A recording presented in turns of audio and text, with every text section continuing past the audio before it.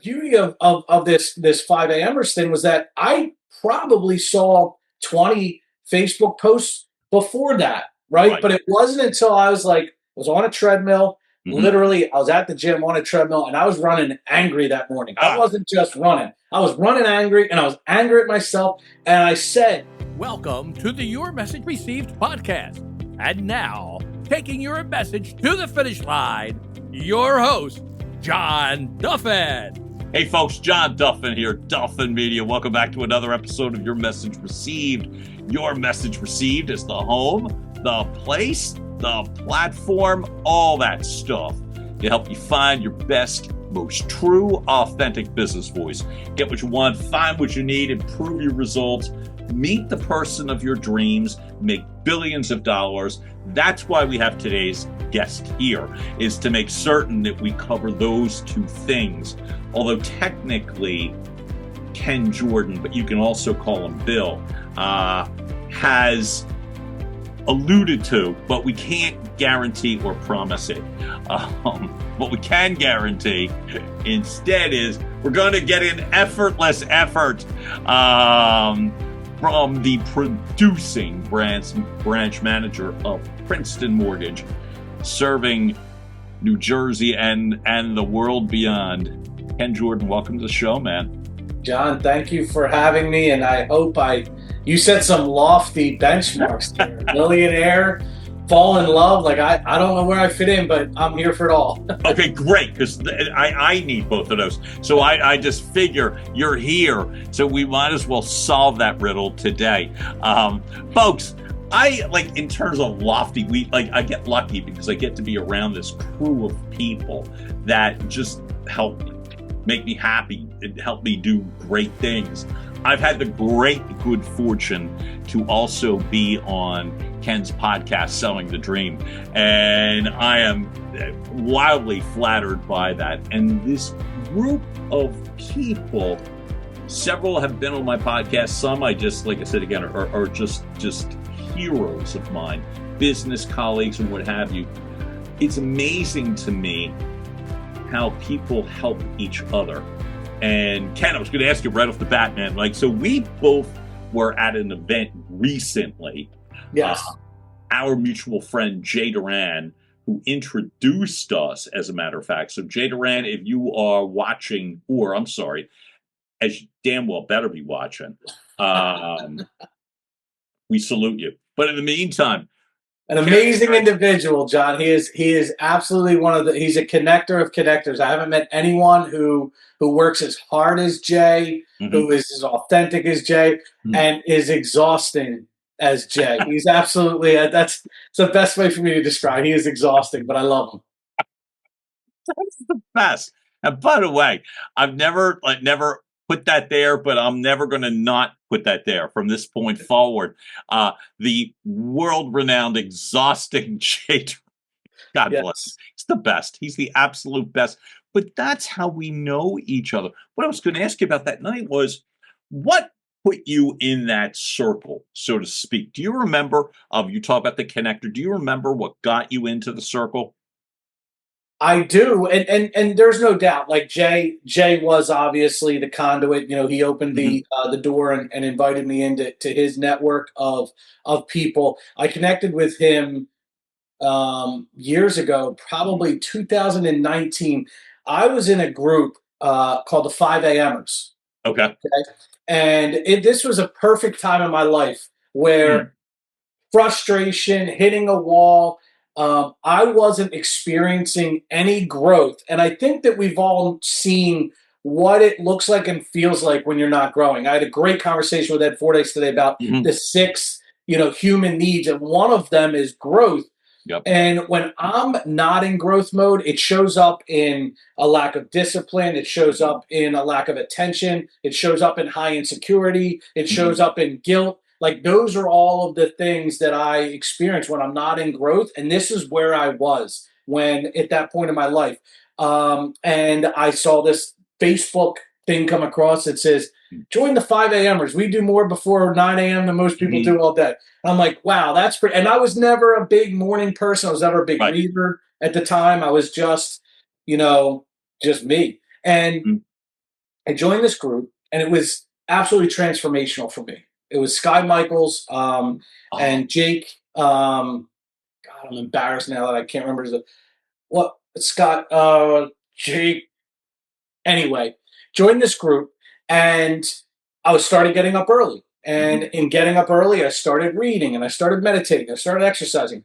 I started doing all these things that I needed to do to grow as a person, as what we say here at Princeton, become the person capable of achieving your goals. Got it. And all of a sudden, that's what I was doing. And in that, one of the guests that we brought in on a Thursday meeting Oh, to talk was Jay. He had just written 30 wow. Days of Thought, and he came in like a lightning bolt at 5 o'clock in the morning in a three-piece suit with, like I said, all kinds of energy.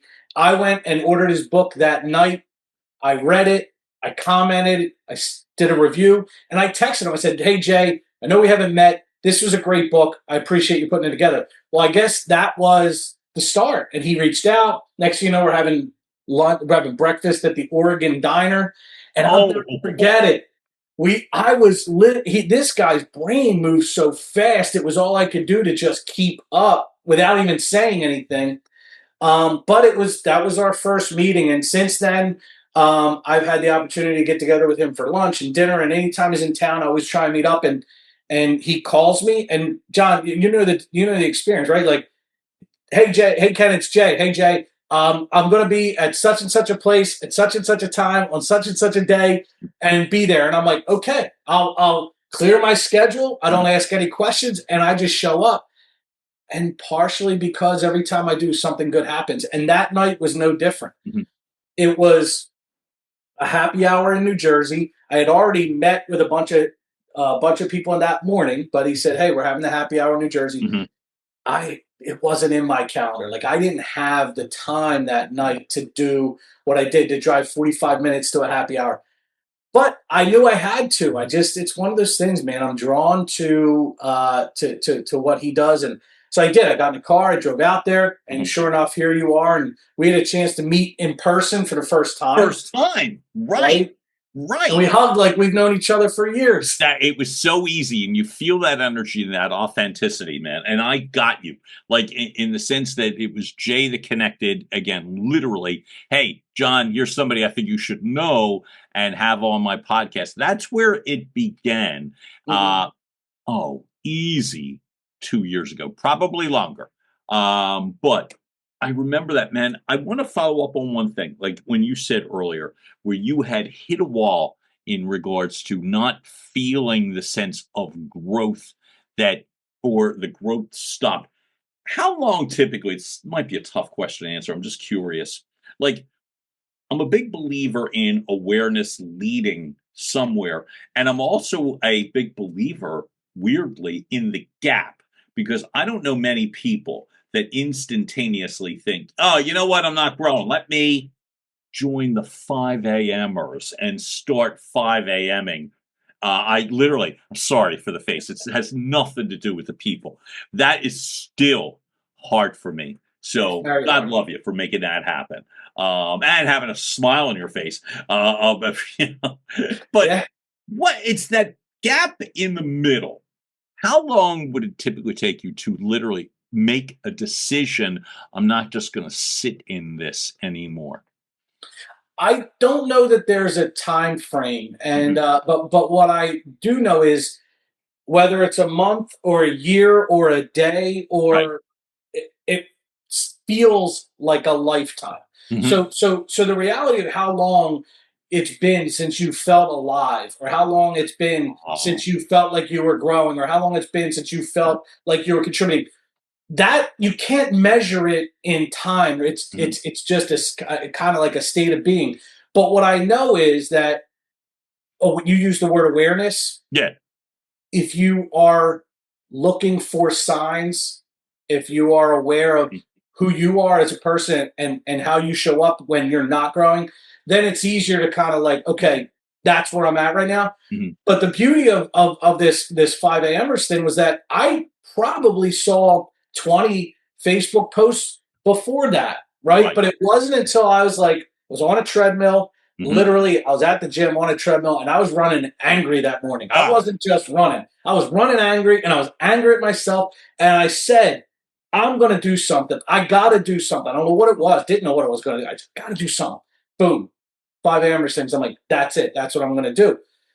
Just showed up because I was looking for it. So the point being that it doesn't matter how long you've been in a particular place. If you're not where you want to be, all that matters is the split second when you make that decision. And all of a sudden, once you make that decision, opportunity presented itself almost immediately. Can I bring it up specifically for the way that you just described it? Because it's crazy for me. Like, I'll speak for me, like within my own life, that there have been those instances. And I really wish I could quantify it. I really wish. I got nothing. I just asked you, and you know what I mean, in the sense that it's amazing to me sometimes the length of time that I allow in regards to this feels weird, or I'm not growing, or things are stagnating, or I'm uncomfortable. And then it's also equally amazing to me the speed of which you'll make a decision. And I just, for me, so you did it. And then all of a sudden you're introduced to somebody who matters. Walk me through a little bit, going backwards. Walk me through a little bit in terms of the process for you on the money side of the equation. What got you interested and what keeps you interested in terms of real estate, the finance, the money, the investment, what have you?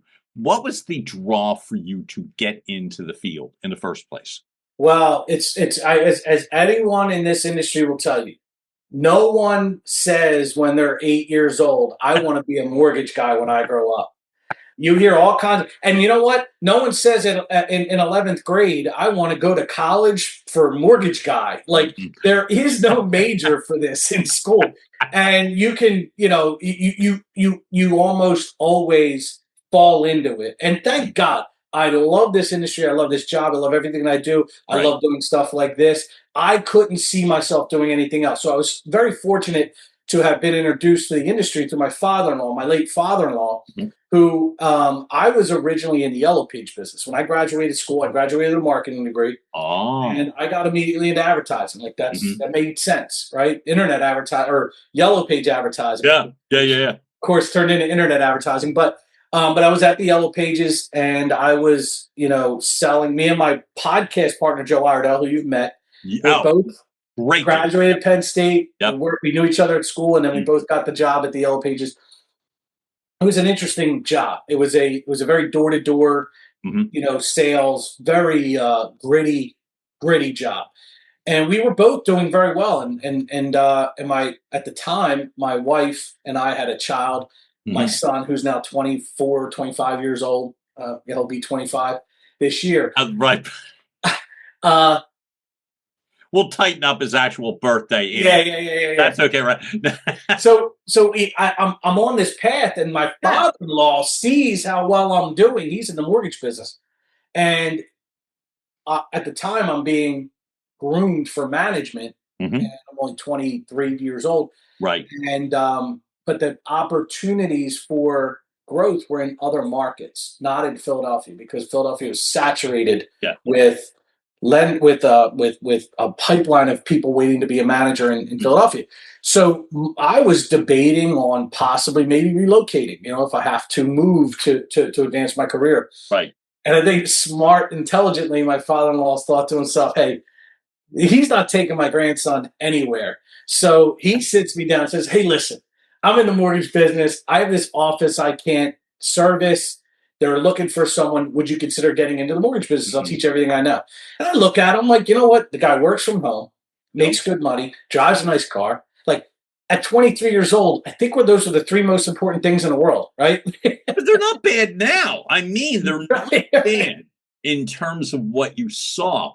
And I'm going to ask you something about, it's funny, to my knowledge, you're the second person that has the Yellow Book or Bella or whatever. You're the second person that I've had on the show, as a matter of fact. Oh, I'd love to meet the other person. Lance Bachman is the other person. Lance Bachman, who has done a spectacular business. He just keeps He parlayed that into SEO marketing, correct? Boom. And Yes. from that has morphed into home services, scaling, buy it to sell it would be exact. And so from the home services, roofing and construction and painting and that sort of thing. I bring it up because I remember that industry really well, but I also almost completely forgot about it. Here's why. To me, it was a very different form of selling. And I was going to ask you about the type of relationships as opposed to the way that you've moved in. To go from uh, the mortgage guy, which I love, as you go, to go backward, like from Yellow Pages to the mortgage guy, they're both pretty pressure packed industries. Not to mention, there's a lot of things that have to happen without the benefit of time. Hey, I'll get back to you next week, next month, next year, whatever. The things have to happen immediately. Have you always been the type that's able to stay in a situation like a pressure pack situation? And I was thinking of the phone company because typically I've learned that they were often one call closes. The one call close was a phrase we used a lot, and they actually Chris Heilbach nicknamed me Kenny the Closer because I was, and we did very well. Joe and I, both rookies of the year, back to back. We were sent to other markets prior to sales deadlines to help other books come in because that's how quickly we adapted and how quickly we succeeded with that product. But for the people that are listening, anyone that's ever been a line cook will tell you that is probably one of the most pressure-packed jobs you can have at a decent restaurant. High volume line cook is crazy pressure. To this day, I still hear the printer clicking out tickets as I'm like falling way behind and running out of stuff and have to prep on the fly. Like that, believe it or not, it was the restaurant business that gave me that built the muscles of dealing with the pressure of both the Yellow Pages, which was deadline oriented, and then into the mortgage business, which is deadline oriented, but not at the start, right? When you're talking to someone and you're pre-approving them, they're not always like, maybe they're going to start looking next year or they're going to start looking in 6 months. The deadline in our business doesn't start till the contract's written. So up until that point, you're kind of not creating urgency, but creating a reason, right? You always have that compelling reason why they should talk to you sooner. And the reason typically is because if you talk to me sooner, we can eliminate questions, variables, and problems before they become a problem. But the pressure of constantly going out and building new relationships and setting new goals for yourself and timelines on those goals and hitting them. The pressure, those muscles were built in the restaurant kitchen without a doubt. Which restaurant did you find the closest to a Gordon Ramsay reality show? Like where people are like screaming and crying and people are throwing food? All of them. All of them. I worked at Cafe Bellissimo in Springfield for all my Delco friends who remember it. It's where I met my wife, right? So I love it. But yeah, there were flying pots and alcohol problems and drug problems and fights and cursing. It was and that was on a Tuesday. So that was on the slow day, right?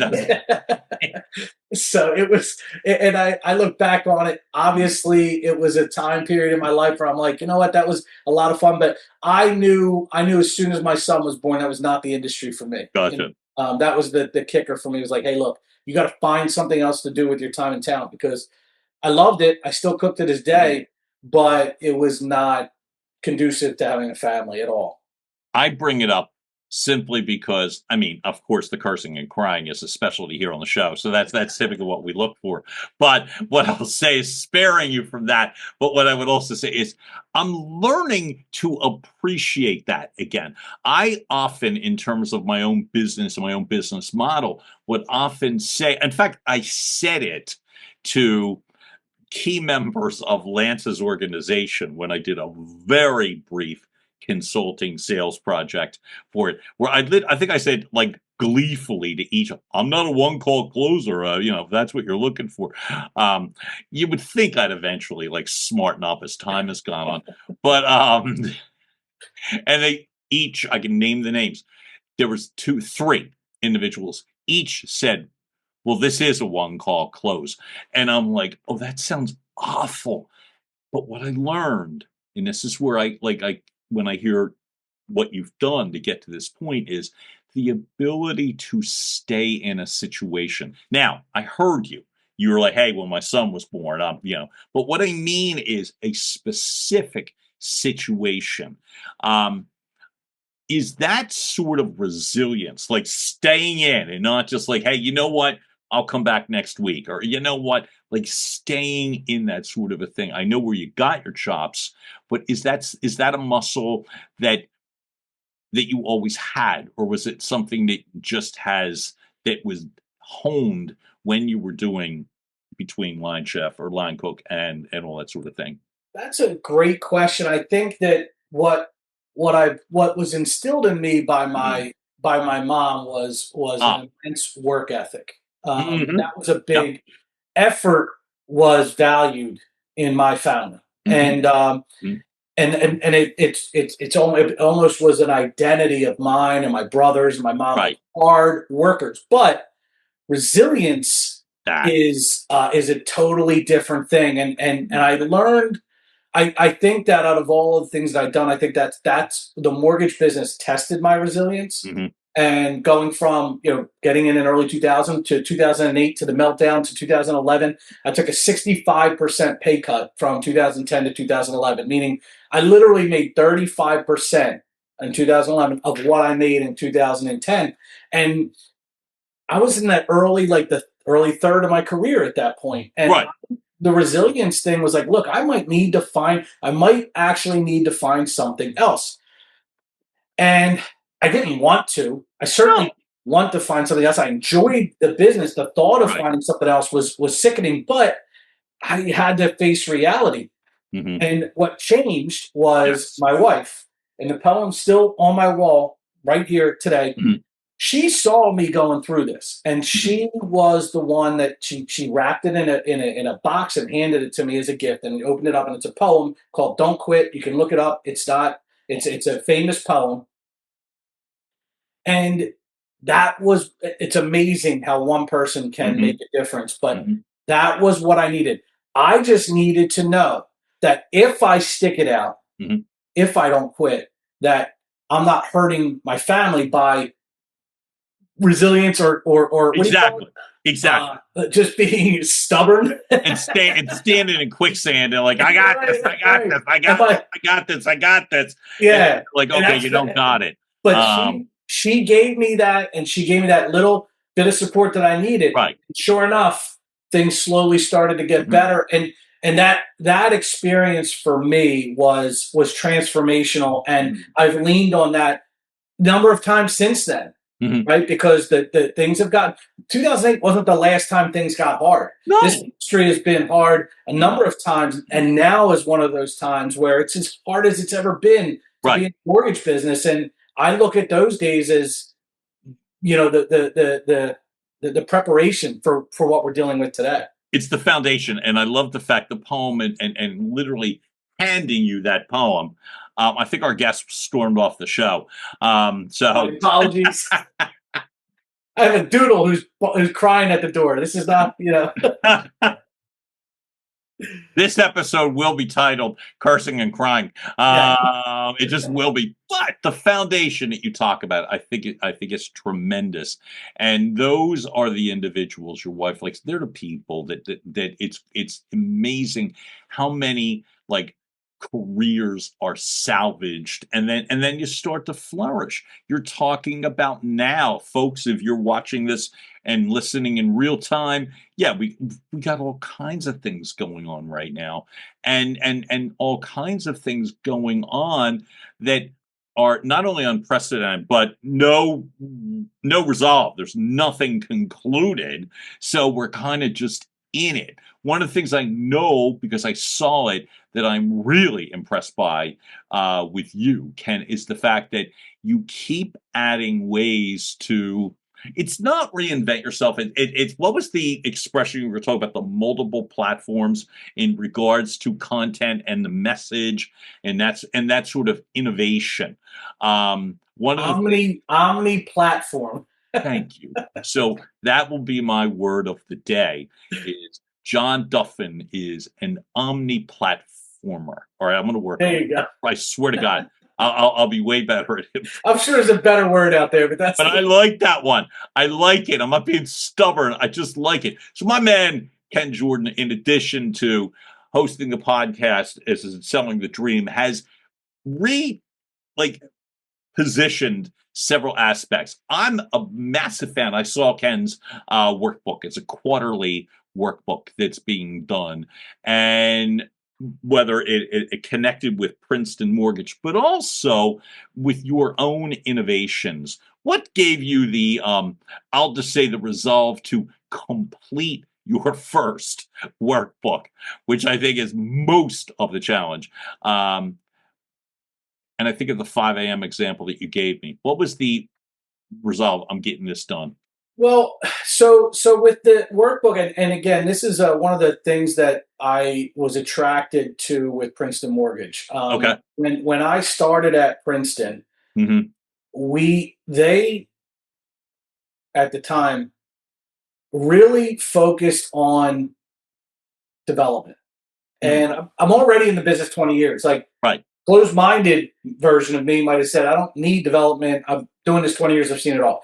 An Yep. open-minded me, which I love to try and be, that's how I like to show up, says I'm always eager and willing to learn more. And there was a ton of knowledge being provided at Princeton around the three areas that we as salespeople have to consistently work on.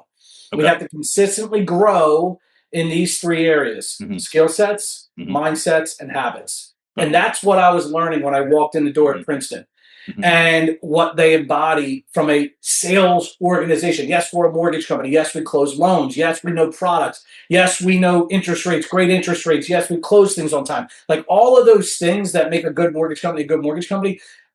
Bad mortgage companies forget that they're a sales organization, meaning that your sales force has to go out there and develop the relationships in order to bring the business in the door, right? Otherwise, they don't have any loans to write. Right. So I'm learning these things, and I'm sitting down talking to some other folks at Princeton. We're like, hey, what if we repackage what we're learning Mhm. into something that we can bring to our referral partners? And that was the original brainstorm of a couple of people here. And then we came up with this blueprint. And the very first blueprint hit the streets 6 or 7 quarters ago. Okay. And it fit perfectly, John, with my philosophy. And that is like, and look, lucky me, right? I Yeah. love to teach. Mhm. I think that in order to teach, you have to learn, which is like, okay, so now I got to learn. So if I'm going to teach, I need to learn. And learning, I think, is one of the greatest forms of growth. So Mhm. for me, it's a perfect fit. Learn, become the person capable of achieving the things that I want to achieve. And then in doing so, now I can turn around, I can help teach by providing the blueprint to the referral partners, who, by the way, are just so happens they're also human beings, Right. right? Which is a great common ground. Right. They're also in sales, which is a great common ground. Yep. They're also in sales in the housing industry, which is a great common ground. Like, mortgage people and real estate agents, believe it or not, are far more similar in the things that they have to work on and develop and be disciplined around as any two industries. So it was perfect. And since then, I've had hundreds of blueprint conversations. Mhm. And they're one of my favorite things to do for two reasons. One, help, serve, teach, all that. Sure. I learned so much from my agents when I'm sitting down with them, from my referral partners, because I ask a lot of questions about their business. What's working for you? What's not Yeah. working? In an ideal world, John, what's not working for them, they say, you know what I'm struggling with, Ken? X, Y, and Z. I'm like, just so happens that's what this blueprint's about. So that does happen from time to time. Yeah. And I love it when it does. But that was the brainstorm of Princeton, and it's been great ever since. Mhm. it excites me because I think one of the things you're carrying the message, which is there's a reason that, like, for innovators and business success stories and what have you, is like books feel like a pain to go through the effort because they kind of are. But when you think about workbooks, ebooks, book books, whatever the case, you know what I mean? All. But the most successful people have them, and they have them for a reason. They're not just vanity projects to show yourself on a cover. What I noticed for yours, and you talked about that sense where you're like, hey, what do you know? This happens to be in the latest edition of the blueprint, but it's also solving problems and positioning it in a way that's not just blah blah blah blah blah blah and blah blah blah, and I remember the bright shiny cover. You brought them to that event. They were there. Yeah. Oh, right. Not to mention, I thought, how much money is this guy spending on books? There was like what I felt like 400 people there, and I felt like he had copies for everybody.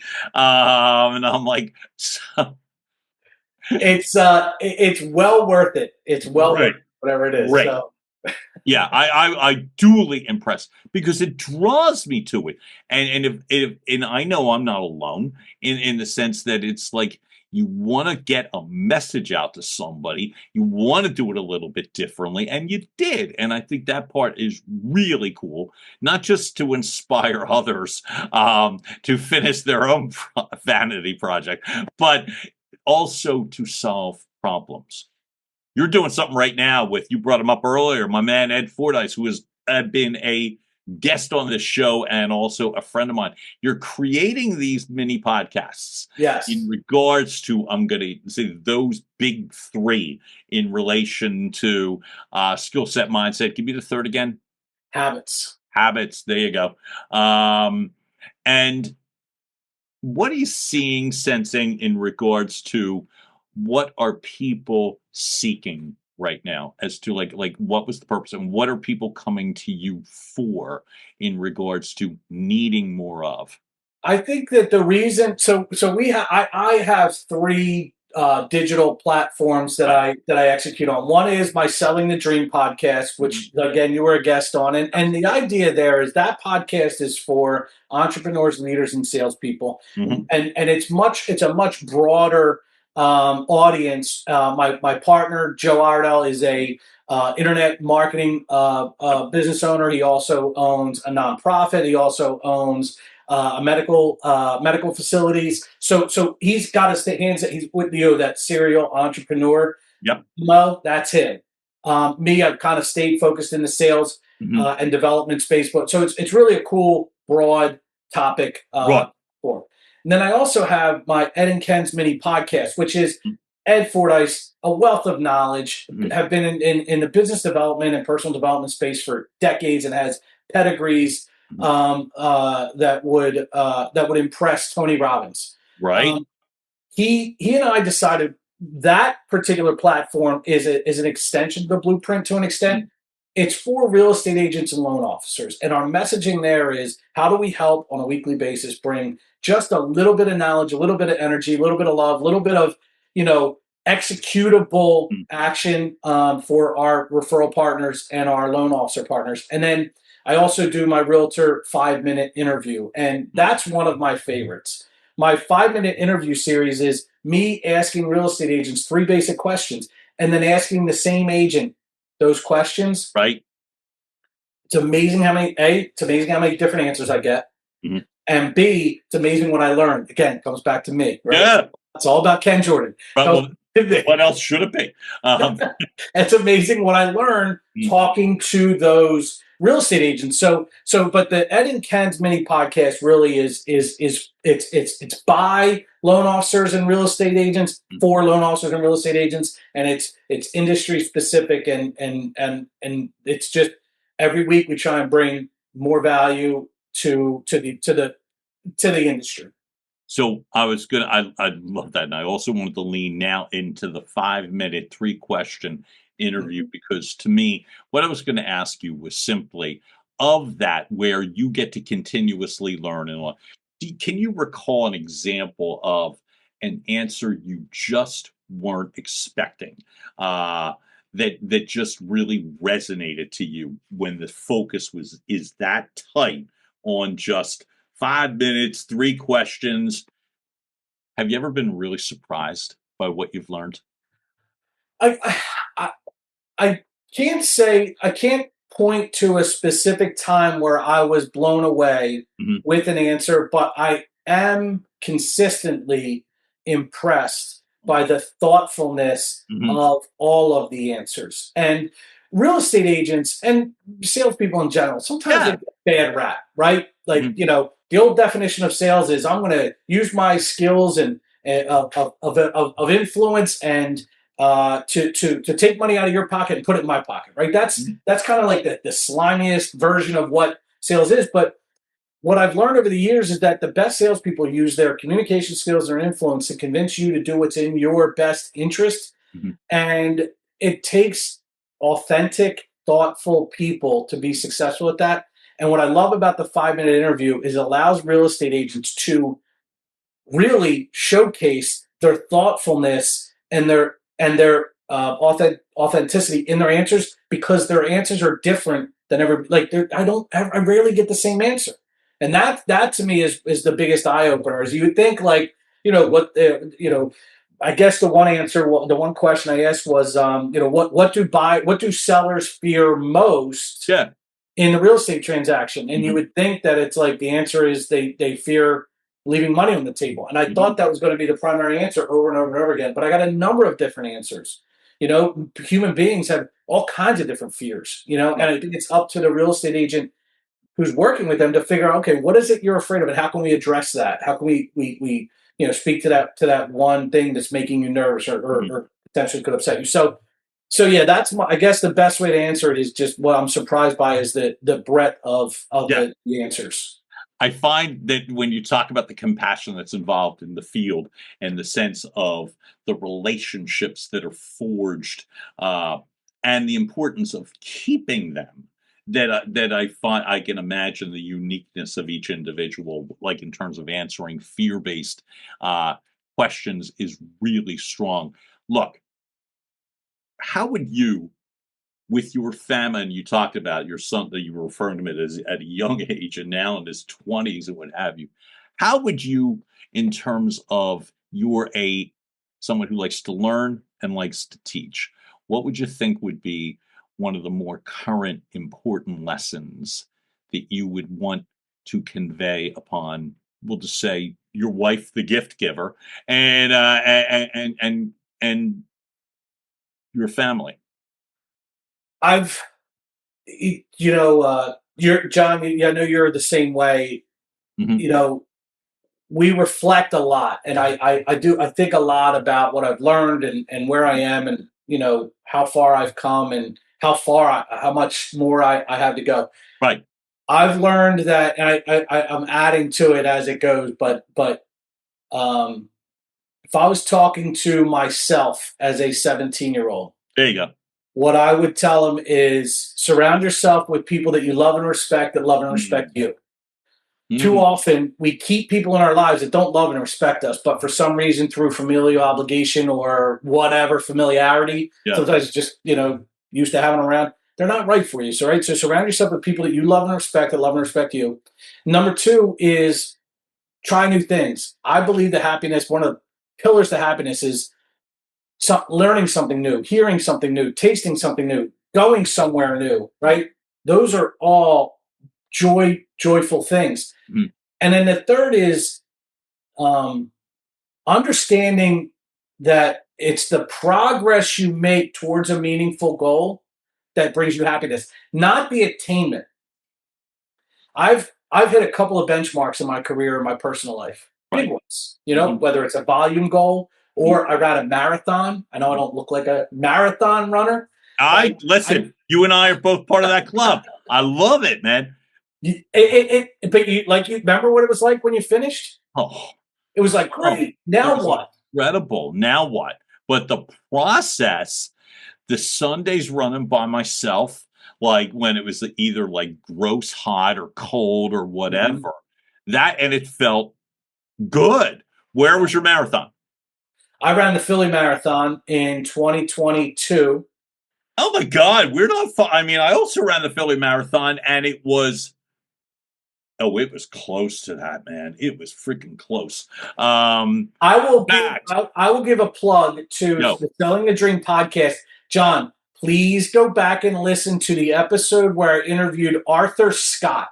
Arthur Scott ran the Philadelphia Marathon 26 times. He was like one of 3 people that have run it as long, like as many times as he did. He's an amazing individual who I happened to bump into, much like a Jay Duran situation. Yeah. I was at the convention center, John, picking up your bid? The marathon, picking up my bid by myself. I was not prepared. I did not train the way I should have trained. I must have had a look on my face that said, I'm over my head. This guy out of nowhere, I asked him to take my picture. Yeah, Arthur Scott. He goes, you running tomorrow? I said, yeah. And he goes, have you ever run a marathon before? I said, no. And he goes, what's your fuel plan? I said, what do you mean? He goes, what's your fuel plan? I'm like, I don't have one. And then I'll let you listen to the podcast for the rest of the story. It was amazing. It was amazing. Like a guardian angel showed up out of nowhere for me. So that will be, folks, in the links to how to best get to Ken Jordan. You just made me really happy. That memory of the way that you did it, there's no doubt I will listen to it, and I don't want to be by myself in the listening. So, folks, I promise you that link will be there. You just made my day, and I love the way that you transposed the question. Look, man, I not only acknowledge you because I think you're awesome. That when you referenced the fact that we saw each other for the first time and hugged like we knew each other for a long time, it's a testament to you, because I felt the same way. I felt the same way, man. And it's like, it's your energy, the fact that you give that effortless mantra in the background. You even make the relationship part that. And it was like, just like that, we were tight. And folks, I think it's really important when you just said, I want to make sure I said it right, as we wrap this first conversation here, where it is surround yourself with people who you love and people who love you. Did I get it right? Yes, people you love and respect that love and respect it. Let me see, it's critical. It's critical. Beautiful way to put it. I know I've got your website. That'll be up on here as well, too. What's the best way to get to you? Obviously, Ken Jordan at Princeton Mortgage. Yeah, and that link. Instagram, I'm Real Name Bill. Real Name Bill. By the way, we're saving that for episode 2. Yes. Why do you have an alias? No, I'm asking now. Forgive me, and I talked over you, and I didn't mean to do that. But I simply need to know, why did you choose an alias to live your life? Is what part of the criminal record or line book part did I not dig up that when I see Real Name Bill? It was so my name is William Kenneth Jordan, and at the time that I created my Instagram, I hadn't realized the benefit, the business side of social media yet. I had Facebook and of course, when Instagram came out, I got it. And I was just messing around, and I'm like, this is for the people that really know me. And the people that really know me, what do they know? They know my real name, right? So my real name is Bill. That's why I did it. Branding, it was probably, John, it was a branding disaster. I'm probably confusing people all over the social media world. But yeah, I stuck with it. I never changed it. It's still Real Name Bill on Instagram and Ken Jordan on Facebook. Well, listen, we're going to stick with Ken Jordan for the time being because you add so much value. Hey, man, thank you so much for showing up for me today. I really appreciate it. John, the pleasure's all mine. Thank you very, very much for having me. 100%. And more to follow. Folks, you just heard another episode of Your Message Received. Keep liking, watching, sharing, telling your family and friends, and we will keep driving content through your front door. John Duffin here, Duffin Media. Have a great rest of the day, all. Be well. Bye. And now, making its way across the finish line, Your Message Received has been a production of Duffin Media.